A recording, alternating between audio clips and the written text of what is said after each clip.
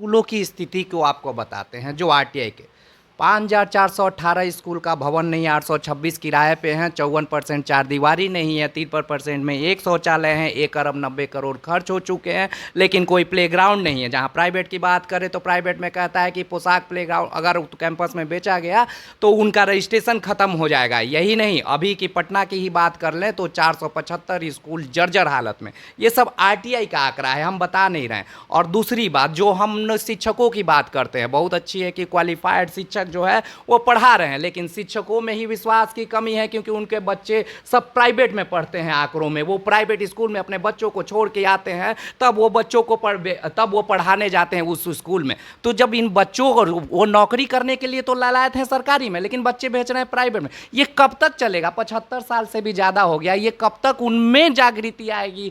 तब हम तो बदलाव के लिए सोचेंगे। सरकार तो काम कर रही है, मसीह एवज में तो हमारे जो शिक्षक जो सरकारी में पढ़ा रहे हैं उनका ही भरोसा नहीं जगा पा रहे।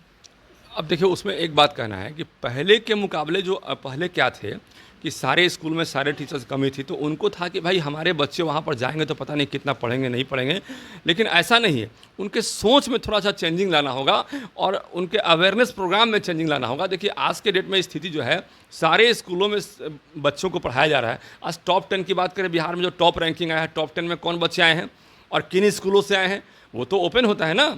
लेकिन तो टॉप 10 में आपके सरकारी बच्चे ज़्यादा हैं, तो ये कहीं ना कहीं सरकारी बच्चे ज़्यादा हैं। इसका मतलब कि अभी मैं परसों ही गया था रोहतास में। रोहतास का अररुआ एक जगह है, अररुआ में मैं एक स्कूल में गया और 9वां रैंक लाने वाले बच्चे सुनील कुमार को हमने सम्मानित किया। और उसके पीछे अब मैं चर्चा कर रहा हूँ उसके बारे में।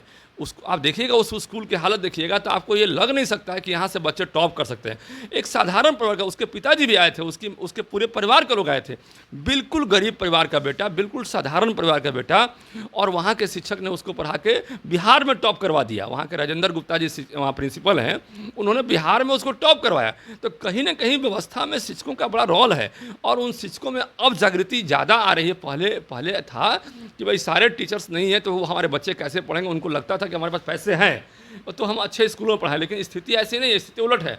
धीरे धीरे अब ये स्थिति बदल रही है।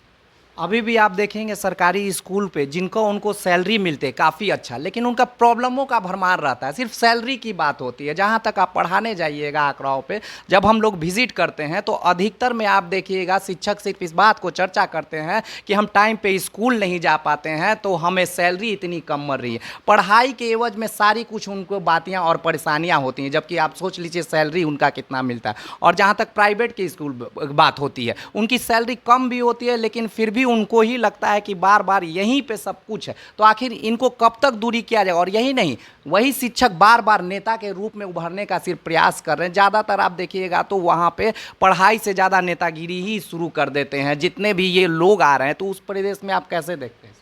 देखिए, इसमें हमारा कहना है कि नेता तो पढ़ा लिखा होना ही चाहिए। बिल्कुल। यदि हमारे यहाँ एजुकेटेड लोग नेता बन रहे हैं तो ये अच्छी बात है। तो क्या सबके सब शिक्षक नेता बन जाए? लेकिन ये कहना गलत होगा कि सारे के सारे शिक्षक हमारे यहाँ नेता बन जाए। हाँ, आम पब्लिक में ऐसा परसेप्शन था पहले। अभी जो सक्षमता परीक्षा लिया गया स्पेशल टीचर बनाने के पहले, ये 17 साल से हमारे शिक्षक जो है नियोजित थे और उनको स्पेशल टीचर नहीं बनाया जा रहा था। इसके लिए हमने बड़ा आंदोलन भी किया पूरे बिहार में। आपको याद होगा कि हमने पूरा बिहार में एक आंदोलन किया कि नियोजित शिक्षकों को राजकर्मी का दर्जा देना ही होगा आपको। तो उसके पीछे लॉजिक था, हम जब स्कूलों में जा रहे थे तो हमने एक असेसमेंट किया और असेसमेंट में देखा कि भाई ये स्कूल के जो टीचर्स हैं हमारे, ये पढ़े लिखे हैं और इनके अंदर क्वालिफिकेशन है। आम पब्लिक में परसेप्शन है कि ये हमारे टीचर्स जो हमारे पढ़ा रहे हैं सरकारी स्कूलों में, वो हाई स्कूल में पढ़ा रहे हैं, तो ये पढ़े लिखे नहीं है। लेकिन ऐसा नहीं है। अब सरकार ने जब एग्ज़ाम ले लिया और एग्ज़ाम लेके सारे के सारे क्वालिफाई कर गए, तो अब तो आप नहीं कह सकते हैं ना भाई कि ये हमारे टीचर्स जो हैं पढ़े लिखे नहीं हैं। तो ये परसेप्शन टूटा है कहीं ना कहीं।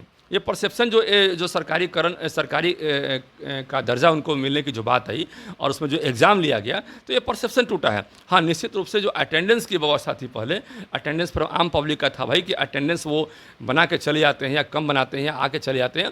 तो सरकार दिन प्रतिदिन सुधार कर रही है। अभी ई अटेंडेंस हो गया है, ऐप अटेंडेंस हो गया कि 500 मीटर के दायरे में आप रहेंगे तभी अटेंडेंस बनेगा, अदरवाइज आपका अटेंडेंस नहीं बनेगा। आप देखिए कि इसमें काफ़ी सुधार हुआ है।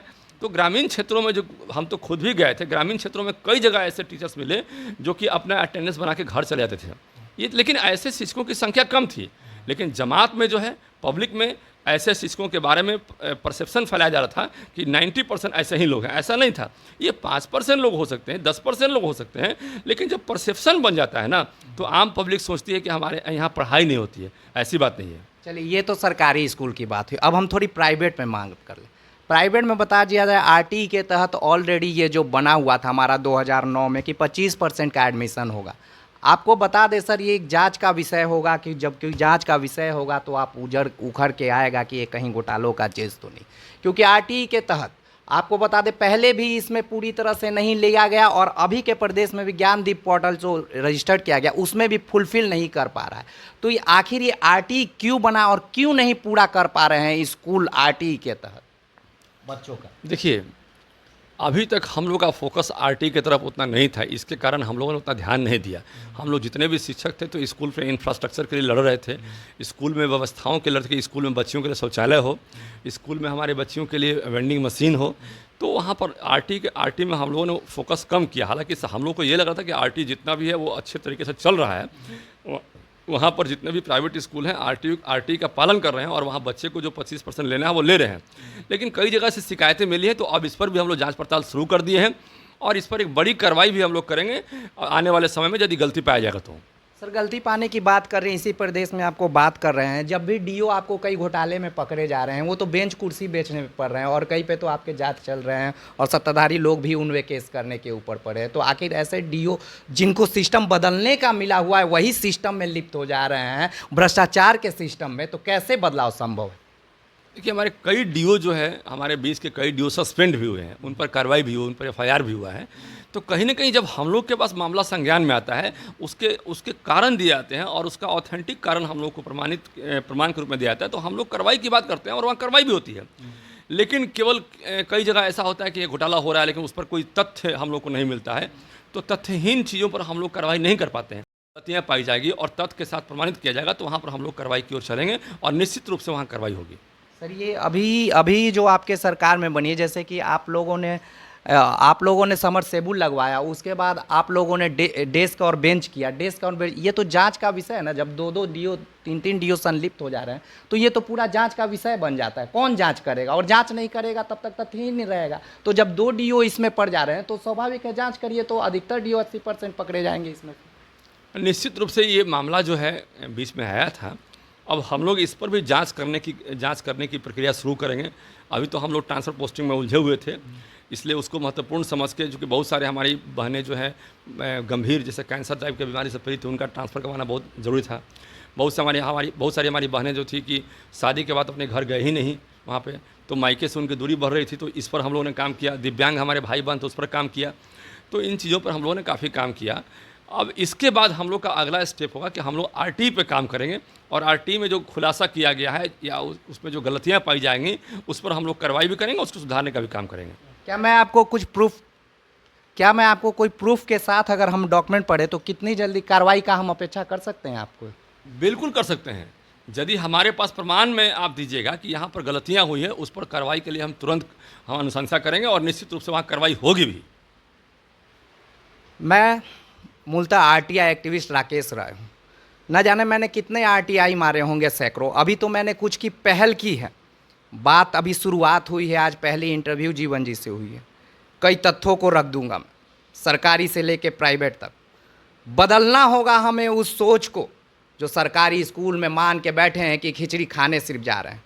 शिक्षकों के प्रति भी हमें आवाज़ उठानी होगी जो ये सोच के रखते हैं कि हम सिर्फ सैलरी पे बात करेंगे और ट्रांसफ़र पोस्टिंग पे। पढ़ाना होगा, और हम शिक्षा की बात नहीं करने यहाँ आए हैं, हम गुणवत्तापूर्ण शिक्षा की बात करने, हम उन गरीबों की बात करने आए हैं जो कि ये सोच रहे हैं कि हमारा एक बदलाव आएगा उन्नत की ओर। प्राइवेटाइजेशन बढ़ते जा रहा है, स्कूल पे बिल्डिंग खुलते जा रही है, और रिक्शा वाले के पास भी जो थोड़ा बहुत पैसा हो रहा है वो सोच रहे हैं कि हम प्राइवेट में पढ़ाएं।